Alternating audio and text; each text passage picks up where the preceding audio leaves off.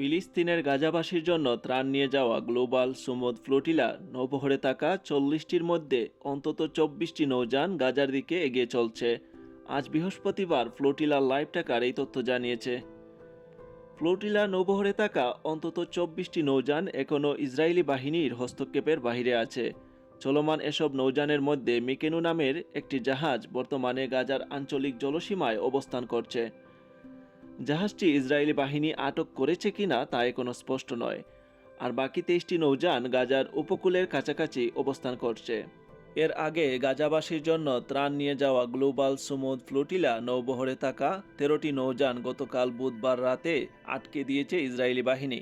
আটক করা হয়েছে বহরে থাকা 37 দেশের 2 শতাধিক অধিকার কর্মীকে। গ্লোবাল সুমুদ ফ্লোটিলা সমুদ্রপথে গাজায় ত্রাণ নিয়ে যাওয়ার একটি বৈশ্বিক প্রচেষ্টা।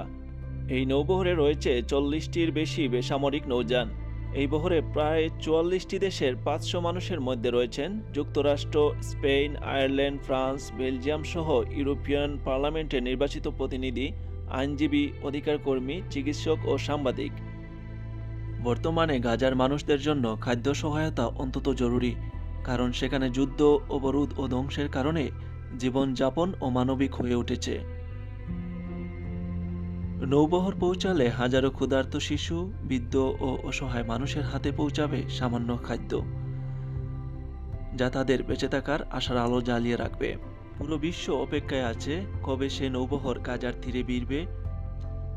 সবার প্রার্থনা একটাই, সব বাধা অতিক্রম করে এই নৌবহর পৌঁছাবে গাজার মানুষের কাছে। পারভেজ হামিদ, মৌলভীবাজার টিভি।